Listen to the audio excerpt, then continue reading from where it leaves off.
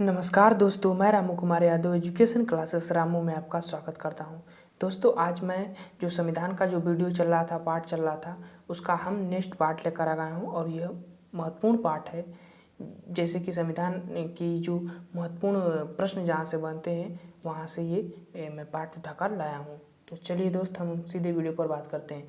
अगर आप junior super TET की तैयारी करते हैं या किसी भी कंपटीशन एग्जाम की तैयारी करते हैं तो ये वीडियो आप लोगों के लिए बहुत ही महत्वपूर्ण है। इसको देखिएगा, बहुत ही आपको महत्वपूर्ण प्रश्न यहाँ से देखने को मिलते हैं। तो चलिए, आज हमारा है संविधान के स्रोत। संविधान के स्रोत क्या हैं, कहाँ से लिए गए हैं, इस चीज़ की आज हम बात करेंगे। तो पहले बढ़ते हैं भारत के संविधान के स्रोत। देखिए, भारत के संविधान के स्रोत, हमारा जो संविधान बना है उस संविधान में कई देशों से लिए गए हैं कुछ पार्ट, फिर कुछ अपने ही अंदर के कुछ पार्ट लिए गए हैं, जैसे भारत शासन अधिनियम 1935, तो यहाँ से कुछ और पार्ट लिए गए हैं। तो इस तरह से हमारे संविधान का जो निर्माण है वह बहुत ही विस्तृत रूप हो गया है। ठीक, उसी को हम विस्तृत रूप है जो कि जहाँ जहाँ से लिए गए हैं उसका इस वीडियो में हम अध्ययन करेंगे। तो चलिए पहला पढ़ते हैं कि दुनिया भर के संविधान को बारीकी से परखने के बाद बाबा साहब भीमराव अंबेडकर ने भारतीय संविधान का मसौदा तैयार किया। भारतीय संविधान के अनेक देश और विदेशी स्रोत हैं। अनेक देश और विदेशी स्रोत हैं। देश का मतलब कि खुद की व्यवस्था से और विदेशों से, जिसके दो पार्ट हैं, एक देशी स्रोत और इसको विदेशी स्रोत, दो पार्ट कहा जाता है। देश की स्रोत की अगर हम अंतर्गत बात करें तो भारतीय संविधान पर सबसे अधिक प्रभाव भारतीय शासन अधिनियम 1935 का है। भारतीय संविधान के 395 अनुच्छेद में लगभग 250 अनुच्छेद कहाँ से लिए गए हैं, तो भारतीय शासन अधिनियम 1935 से लिए गए। 250 अनुच्छेद लगभग लिए गए हैं, याद रखिएगा, 395 अनुच्छेद से। अब चलिए इधर विदेशी स्रोत के अंतर्गत देखें तो विभिन्न देश जैसे कि Britain, America, Britain, Australia, Ireland, Germany, Canada, दक्षिण अफ्रीका, रूस और जापान, ऐसे महत्वपूर्ण जो देश हैं उन देशों से जो विभिन्न स्रोत लिए गए हैं, कुछ संविधान के कुछ पार्ट लिए गए हैं। तो अब इस चीज़ को हम समझेंगे आगे चलकर। हमने तो देशी स्रोत के अंतर्गत देख लिया। देशी स्रोत भारत शासन अधिनियम 1935 से लिया गया। 1935 से क्या क्या लिया गया है, जैसे अगर कोई हम बात करें तो न्यायपालिका ली गई है, फिर कैग जो है नियंत्रक महालेखा परीक्षक जो होते हैं उनकी जो व्यवस्था है 1935 से लिया गया है। उसके बाद अगर हम देखें तो लोक सेवा आयोग की जो व्यवस्था है वो भी भारत शासन अधिनियम 1935 से लिया गया है। तो ये जो महत्वपूर्ण है, मतलब कि 250 अनुच्छेद जो है देशी स्रोत से लिए गए हैं भारत शासन अधिनियम 1935 से। अब हम चलते हैं आगे चलने पर हम देखेंगे कि संविधान के बारे में भीमराव अंबेडकर ने कुछ बातें कही हैं, उसको भी समझ लेते हैं। क्या बातें कही उन्होंने?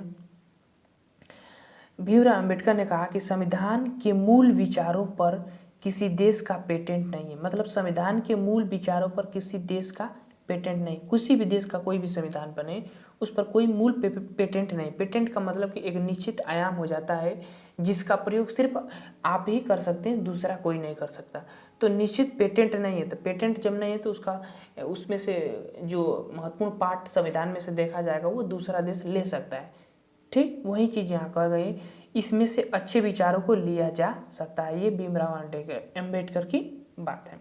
ठीक, अब हम चलते हैं, सीधे बात करते हैं कि कहाँ कहाँ से जो है जो महत्वपूर्ण स्रोत हैं वो कहाँ किस किस देशों से कौन कौन से स्रोत लिए गए हैं। तो चलिए, अब पहला नाम आता है ब्रिटेन का। ब्रिटेन का नाम आता है। ब्रिटेन से हम क्या लिए हैं उसको देखते हैं। देखिए, ब्रिटेन से संसदीय शासन प्रणाली और एकल नागरिकता, ठीक, ये दो पार्ट जो है ब्रिटेन से लिए गए। हालांकि जो अंग्रेज थे उनका शासन हमारे ऊपर था, इसीलिए वहाँ की नागरिकता की जो व्यवस्था है वो हमारे देश में ली गई। जो संसदीय शासन प्रणाली है वो भी ब्रिटेन से ली गई है। ठीक, और अगर और भी हम बात करें तो संसदीय शासन प्रणाली, एकल नागरिकता, दो चीज़ की तो बात हो गई। और एक होता है अनुच्छेद 105, संसदीय विशेषाधिकार भी। ये कहाँ से लिया गया है? ब्रिटेन से ही लिया गया है। संसद का जो भी पार्ट है, जैसे विधि का शासन, एकल नागरिकता हो ही गया, मंत्रिमंडलीय व्यवस्था, विधि के समक्ष समान समता, ये सब जो बातें हैं वह ब्रिटेन के संविधान से लिया गया है। तो याद रखिएगा, इतनी चीज़ें ब्रिटेन के संविधान से ली गई है। मैंने दो जो महत्वपूर्ण है, संसदीय शासन प्रणाली और एकल नागरिकता, ये दोनों ब्रिटेन से लिए गए हैं। अब आगे चलते हैं। आगे किस देश का आ रहा है? आगे हमारा आ रहा है संयुक्त राज्य अमेरिका। संयुक्त राज्य अमेरिका यानी यूएसए। यूएस से क्या लिया गया है? तो मौलिक अधिकार, जिसको मूल अधिकार भी कहते हैं, राष्ट्रपति का निर्वाचन, राष्ट्रपति पर महाभियोग की प्रक्रिया, ये सब कहाँ से? अमेरिका से ले गए हैं। उपराष्ट्रपति का पद और न्यायालय की व्यवस्था जो है, जो न्यायालय की व्यवस्था है, न्यायालय की व्यवस्था जो है, देखिए ये न्यायालय की व्यवस्था नहीं है, ये गलत है, क्योंकि न्यायपालिका की जो व्यवस्था है वो हम 1935 अधिनियम, भारत शासन अधिनियम 1935 से लिए हैं। तो ये चीज़ गलत है, ये चीज़ को मत फोकस करिएगा, ये गलत छपा हुआ है। ये जो न्यायालय की व्यवस्था है वो हम 1935, जो 1935 है, भारत शासन अधिनियम 1935 से लिया गया है। ठीक, अब ये न्यायालय नहीं होना चाहिए, यहाँ न्यायिक पुनर्विलोकन होना चाहिए। ठीक, न्यायिक पुनर्विलोकन, न्यायिक पुनर्विलोकन, न्यायिक पुनर्विलोकन ये किसको प्राप्त होता है? तो ये जो न्यायिक पुनर्विलोकन की व्यवस्था है, ये अनुच्छेद 137 के तहत ये हाई कोर्ट को प्राप्त, सुप्रीम कोर्ट को प्राप्त होती है। ठीक, सुप्रीम कोर्ट को इस न्यायिक पुनर्विलोकन के तहत सुप्रीम कोर्ट किसी भी कानून के तहत जांच कर सकता है और वो संविधान के अनुरूप न पाने पर उसको समाप्त कर सकता है। तो न्यायिक पुनर्विलोकन की शक्ति जो है वह सुप्रीम कोर्ट प्राप्त की जाती है। यहाँ न्यायिक पुनर्विलोकन की बात की होती, न्यायालय की व्यवस्था ये अमेरिका के संविधान से नहीं लिया गया है। ठीक, अब चलते हैं आगे हम आयरलैंड की संविधान पर आ जाते हैं। आयरलैंड से क्या लिया गया है? तो नीति निर्देशक तत्व, जो कि अनुच्छेद 36 से 51 तक है। ठीक, अनुच्छेद 36 से 51 तक है। और राज्यसभा में राष्ट्रपति द्वारा सदस्यों का नामांकन, जो राष्ट्रपति 12 सदस्यों का मनोनयन करता है, उसकी जो व्यवस्था है वो आयरलैंड से संविधान से लिया गया है। अब हम आगे चलते हैं और आगे किस देश का स्रोत आ रहा है? जर्मनी का है। अब चलिए और आगे देख लेते हैं। अब देखिए, जर्मनी से आपातकाल उपबंध जो है जर्मनी से लिया गया है। जर्मनी से क्या लिया गया? आपातकाल उपबंध लिया गया। जापान से विधि द्वारा स्थापन की प्रक्रिया जो है जापान से लिया गया है। आगे दक्षिण अफ्रीका, दक्षिण अफ्रीका से संविधान संशोधन की प्रक्रिया दक्षिण अफ्रीका के संविधान से लिया गया है। अब संविधान संशोधन की प्रक्रिया क्या है? अनुच्छेद 368 के तहत, अनुच्छेद 368 के तहत संविधान में संशोधन किया जा सकता है किसी भी कानून के संबंधी। ठीक, ये कहाँ से लिया गया है? तो दक्षिण अफ्रीका से लिया गया है। ठीक, समवर्ती सूची का विभाजन, समवर्ती सूचियों का जो बातें हैं ना वो ऑस्ट्रेलिया से लिया गया है। ठीक, ऑस्ट्रेलिया से लिया गया है। और कुछ महत्वपूर्ण बातें भी मैं लिखा हूँ सूची संबंधी, उसको भी देख लेते हैं। देखिए, समवर्ती सूची में कुछ विषय लिखे हुए हैं जिन पर राज्य और केंद्र सरकार दोनों कानून बना सकते हैं, जैसे स्वास्थ्य, शिक्षा। मतलब समवर्ती सूची, देखिए सूचियाँ 3 है, एक संघ सूची, एक राज्य सूची और समवर्ती सूची। तो जो सूचियों की व्यवस्था है वो ऑस्ट्रेलिया से लिया गया, समवर्ती सूची की बात नहीं है। अब इसमें क्या है, समवर्ती सूची में क्या है कि समवर्ती सूची में केंद्र सरकार भी कानून बना सकती है और राज्य सरकार भी कानून बना सकती है। और समवर्ती सूची में जो महत्वपूर्ण विषय स्वच्छता है और शिक्षा है, ये समवर्ती सूची के विषय हैं। तो इस चीज़ को याद रखिएगा, समवर्ती सूची कहाँ से लिया गया है? तो ऑस्ट्रेलिया से। आगे चलते हैं, आगे और भी हैं। अब आ जाते हैं रूस। अब रूस की बातें आ जाती हैं।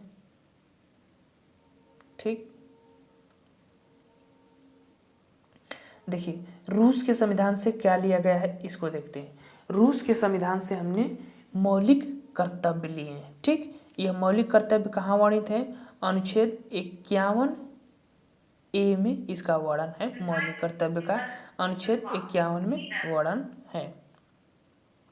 अब देखिए इसमें कुछ महत्वपूर्ण बातें हैं। रूस के संविधान से हम पंचवर्षीय योजना भी लिए गए, हालांकि वह संविधान में वर्णित नहीं है इसीलिए उसका जिक्र नहीं किया जाता है। तो रूस के संविधान से हम पंचवर्षीय योजना ही भी लिए हैं। ठीक, याद रखिएगा। अब चलिए मौलिक कर्तव्य के बारे में जान लेते हैं। देखिए स्वर्ण सिंह समिति की सिफारिश पर वर्ष 1976 में 42वें संविधान संशोधन द्वारा मौलिक कर्तव्य को संविधान में शामिल किया गया है। मौलिक कर्तव्य का मतलब होता क्या है कि एक व्यक्ति का अपना कर्तव्य होगा, अपने देश के प्रति, अपने संविधान के प्रति कर्तव्य होगा, उसी को मौलिक कर्तव्य के अंतर्गत रखा जाता है। जिसमें से मैं कुछ महत्वपूर्ण कर्तव्य हैं उसको मैंने लेकर आया हूँ, उसको देख लेते हैं। अब देखिए संविधान का पालन करने और उसके आदर्शों, संस्थाओं, राष्ट्रध्वज एवं राष्ट्रगान का आदर करना एक कर्तव्य होगा। किसी भी व्यक्ति का अपने देश के प्रति, अपने संविधान का पालन करेगा, उसके आदर्शों को मानेगा, संस्थाओं, राष्ट्रध्वज और राष्ट्रगान का आदर करेगा। ठीक, उसका कर्तव्य होगा। सार्वजनिक संपत्ति को सुरक्षित रखे और हिंसा से दूरी रहेगा, उसका भी कर्तव्य होगा। अब भारत की संप्रभुता, एकता, अखंडता की रक्षा करे तथा उसे अक्षुण्ण रखे। ठीक, ये उसका कर्तव्य होगा। ठीक, तो ये थे कुछ मौलिक कर्तव्य। हालांकि जब ये लिया गया था 1976 में 1976 के 42वें संविधान 1976 में जब लिया गया था तो पहले 10 मौलिक कर्तव्य थे, लेकिन फिर एक और मौलिक कर्तव्य जोड़ दिया गया और इस समय हमारे देश में 11 मौलिक कर्तव्य हैं। तो इस चीज़ को याद रखिएगा, कितने मौलिक कर्तव्य हैं? 11। अब एक चीज़ समझिए आप, हमने मौलिक कर्तव्य पढ़ लिया।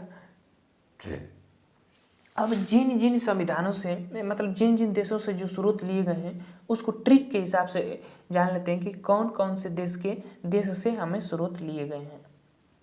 तो चलिए अब हम ट्रिक की बात कर लेते हैं। ट्रिक हमारा क्या है कि ट्रिक है आबिद आज रुक जा अमेरिका। ठीक, आबिद आज रुक जा अमेरिका, ये ट्रिक है।